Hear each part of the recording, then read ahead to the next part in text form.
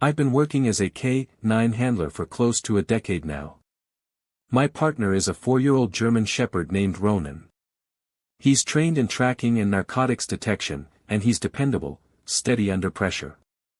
I've taken him into dark warehouses, vacant houses, dense woods in the middle of the night. Nothing rattles him.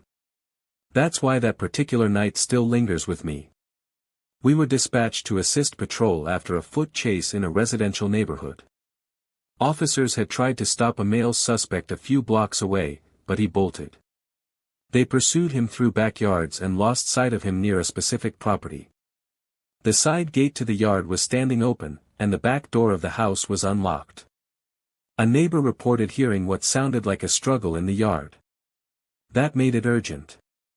Patrol cleared the first floor but weren't confident enough to declare it secure. They believed the suspect may have forced entry and could still be inside. Ronan and I arrived roughly 20 minutes later. The house was a 2-story home in a quiet subdivision. The front showed no signs of forced entry. The officers filled me in quickly, no overturned furniture, no visible damage.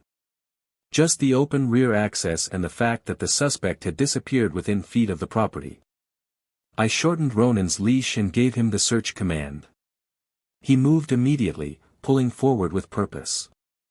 We cleared the living room, the kitchen, the laundry room. Nothing.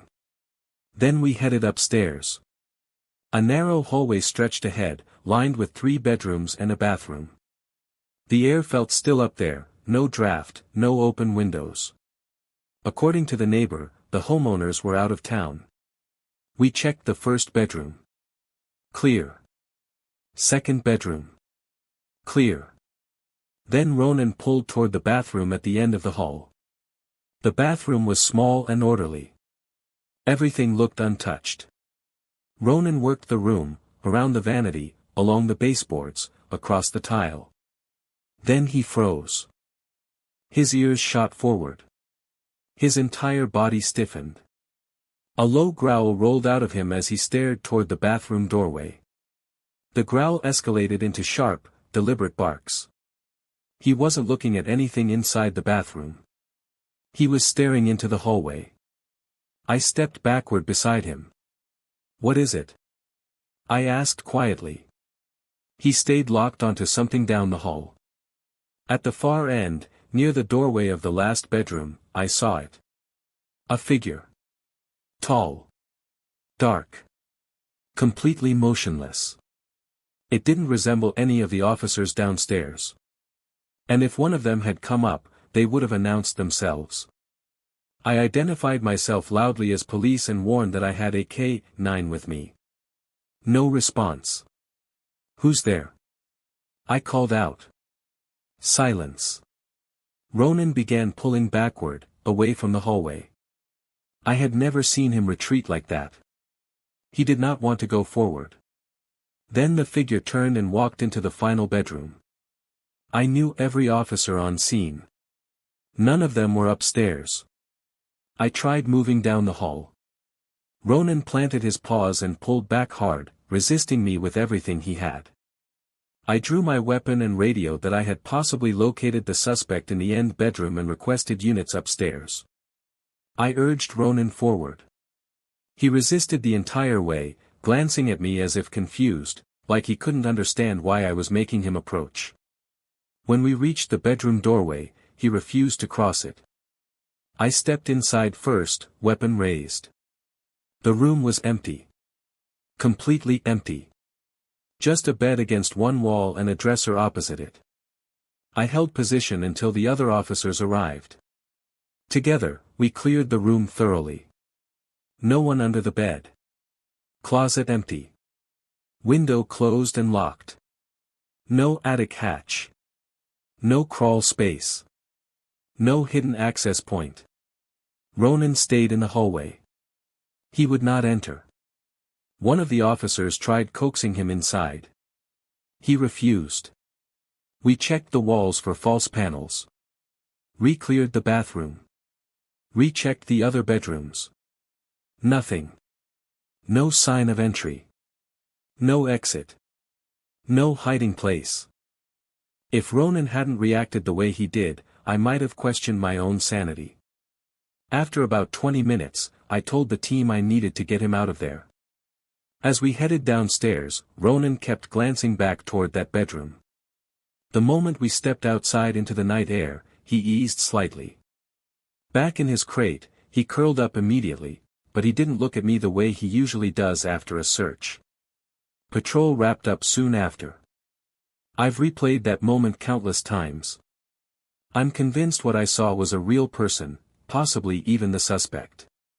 But I can't explain how anyone could have left that room without us seeing them. And I can't explain Ronan's reaction.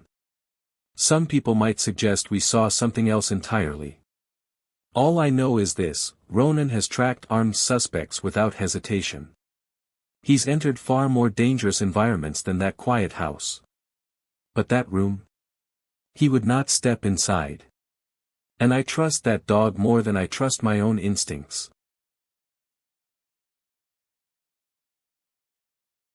When I turned 21, I joined the police force in a small town I won't name. The department was short on officers, and as a young father trying to support my family, I needed the paycheck. The timing felt right. Since I was the newest recruit, I was assigned the night shift, 6 p.m. to 6 a.m. The guys at the station liked to joke that I always got stuck with the worst hours. Honestly, I didn't mind. I've always been a night person. Most evenings were spent pulling over speeders, catching the occasional drunk driver, and listening to podcasts between calls. In a strange way, it was peaceful. About a year into the job, something happened that changed everything. A violent thunderstorm tore through town one night, knocking out power across several blocks. Streets flooded quickly, so I positioned my cruiser near the center of town to respond faster to accidents. Around 2 a.m., our dispatcher, Megan, radioed in. She said a caller, an adult male, from what she could tell, claimed he had been kidnapped and was being held inside a house. The call abruptly ended. When she tried calling back, there was no answer. My onboard computer displayed the address. I was roughly 10 minutes away, likely the closest unit. I told her I'd respond and requested backup. Another officer, Daniel, chimed in over the radio and said he'd arrive in 5. Before signing off, Megan hesitated. Through the static, she added that the caller sounded like he was disguising his voice, possibly altering it digitally to sound like a child. Specifically, like a young girl. She advised extreme caution. We were a tight-knit department. High-risk calls like that made all of us uneasy. I acknowledged and headed toward the address. When I turned into the neighborhood, I noticed every streetlight was out. The entire block was swallowed in darkness. That meant low visibility, and higher risk. At the end of the street, Daniel's cruiser was already idling outside the house. I pulled up beside him. He muttered something about the condition of the place. He wasn't wrong. The lawn was overgrown to knee-height. Bushes choked the windows. The roof sagged in places, missing shingles scattered across it. The house looked abandoned. Immediately, alarms went off in my head. You can tell a lot about someone by how they maintain their home.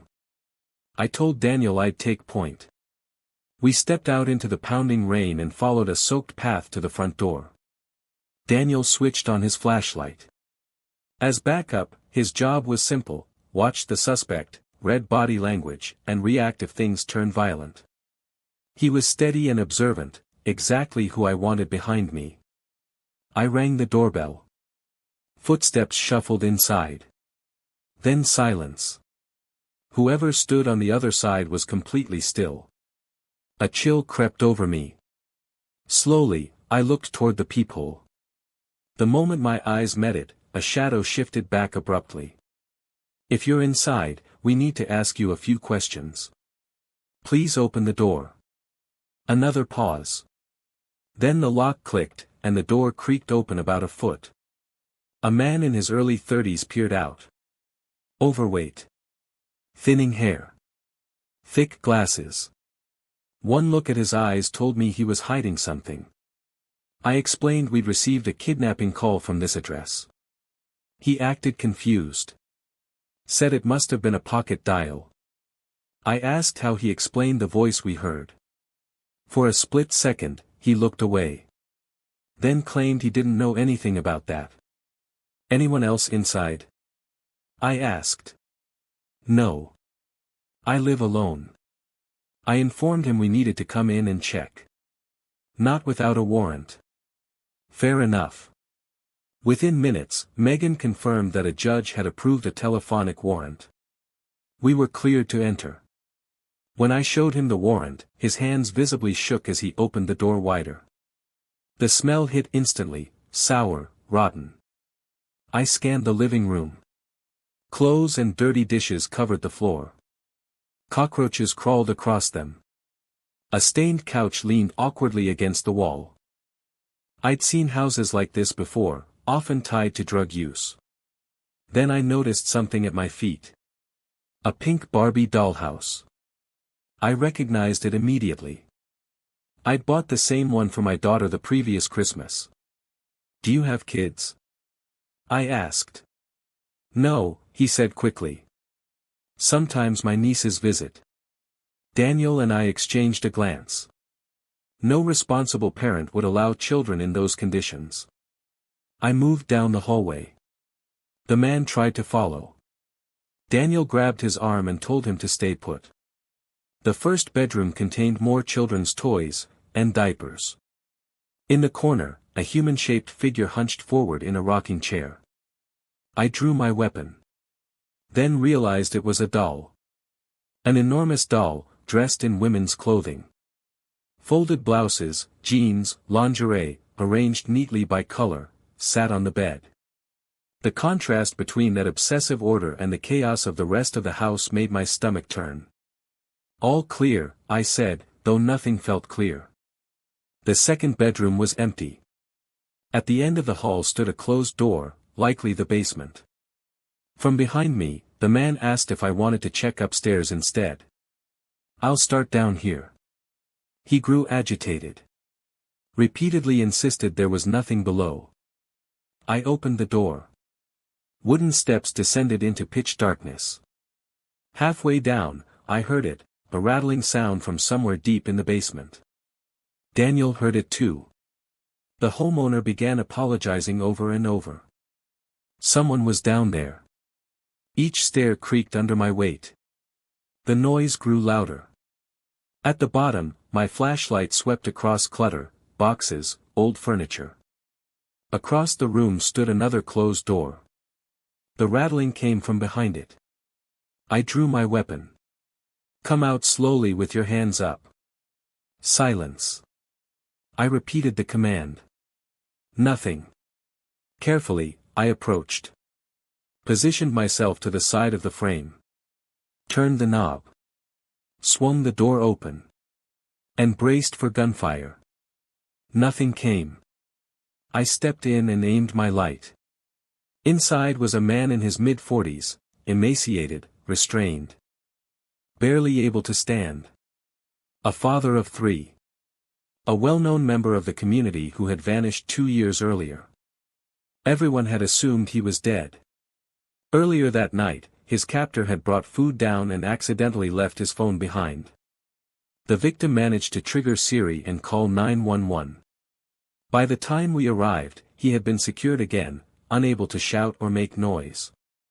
When I ordered him out, he froze, afraid I would mistake him for a threat and shoot. We arrested the homeowner immediately.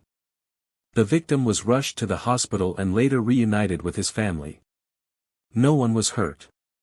For that, I'm grateful. But one detail still haunts me. Megan said the caller sounded like a little girl.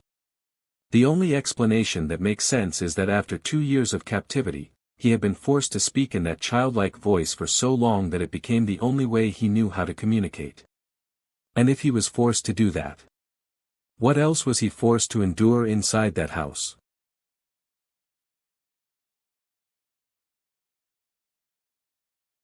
I've been a patrol officer for just over 8 years now, most of that time working the midnight shift.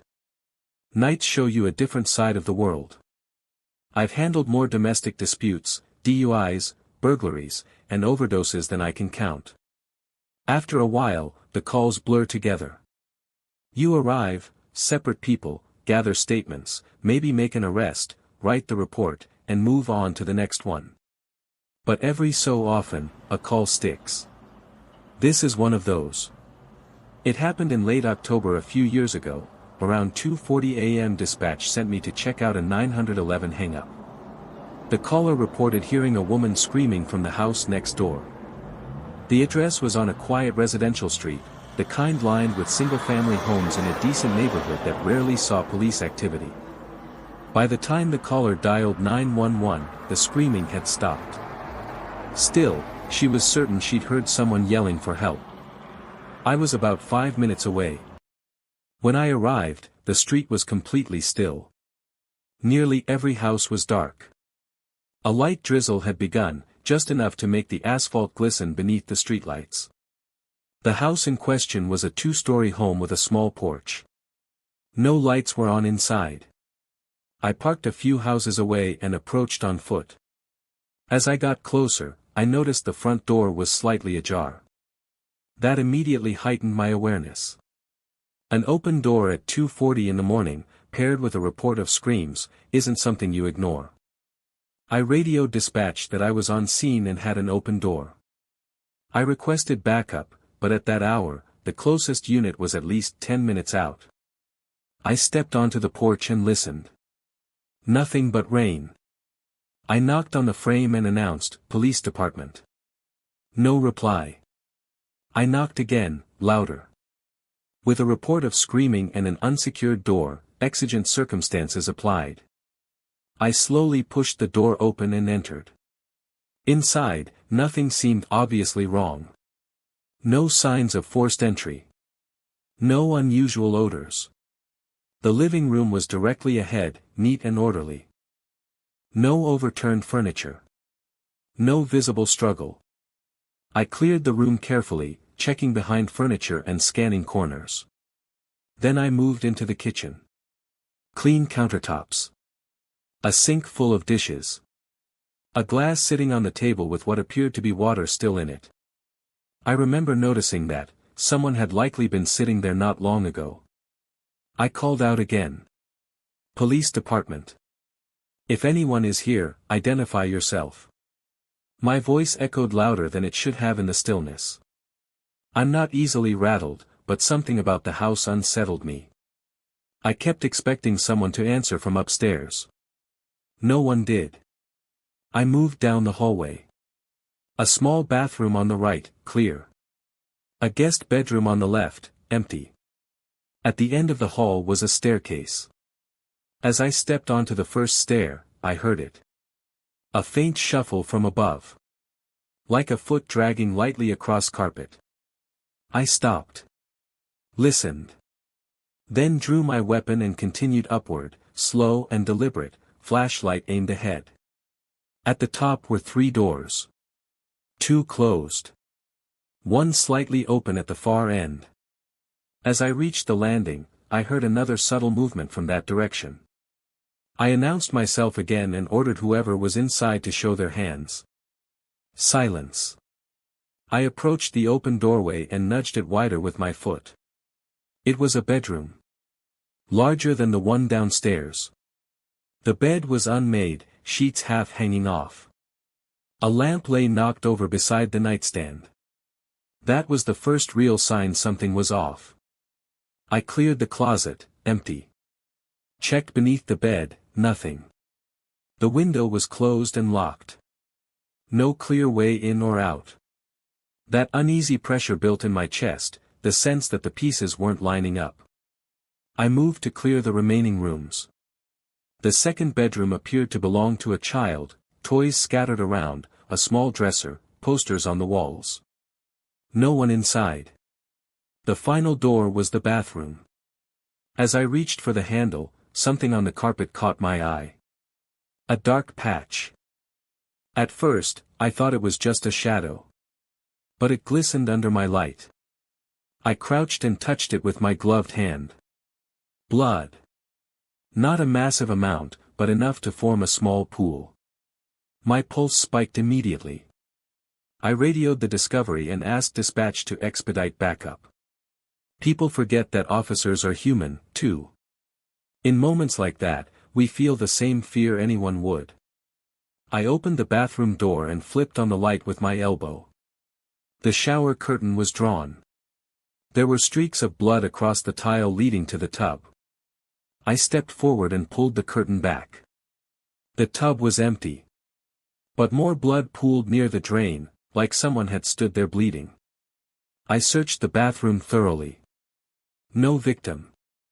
Backup was still minutes away. I conducted another sweep upstairs, slower this time. That's when I heard it. A faint creak. From downstairs. Like a floorboard shifting under weight. I moved toward the staircase and shined my light down. The first floor looked unchanged, but I felt it, that unmistakable sensation of being watched. I descended carefully. I cleared the living room again. Then the kitchen. That's when I noticed something I hadn't before. A door near the refrigerator, one I had assumed was a pantry, was now slightly open. I was almost certain it had been closed earlier. I approached and pulled it open wider. It wasn't a pantry. It was a narrow staircase leading to a basement. I tried the light switch. Nothing. The stairs disappeared into total darkness. I radioed that I was heading into the basement. Waiting upstairs while someone potentially moved below me wasn't an option. I went down. The basement was unfinished, concrete floors, exposed beams, boxes stacked against the walls. At the bottom sat a metal folding chair in the center of the room. Beneath it was a large pool of blood, much more than upstairs. Zip ties hung from the armrests. Cut. I scanned the room. Then my light caught movement in the far corner. I shouted commands and moved toward them, but they were fast, heading to a small window near the ceiling. Glass shattered. By the time I reached the corner, the window was broken and whoever it was had forced their way through. It opened into a narrow side yard between houses. I climbed out after them, slicing my hand on broken glass. Rain was still falling.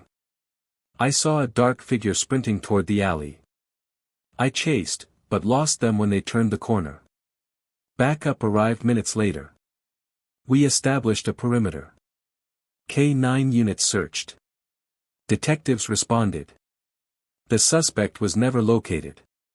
The house belonged to a man who lived alone. He wasn't there. His wallet was upstairs. His phone sat on the kitchen counter. Evidence strongly suggested he'd been restrained in that basement chair. The blood matched him, a significant amount, but not enough to confirm death. He was never found.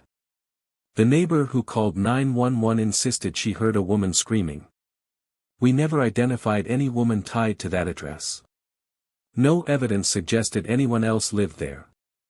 I don't know whether I interrupted something in progress or arrived too late. If the suspect hadn't knocked over those boxes in the basement, I might have left thinking it was a false alarm. The case is still technically open. Sometimes I patrol that street.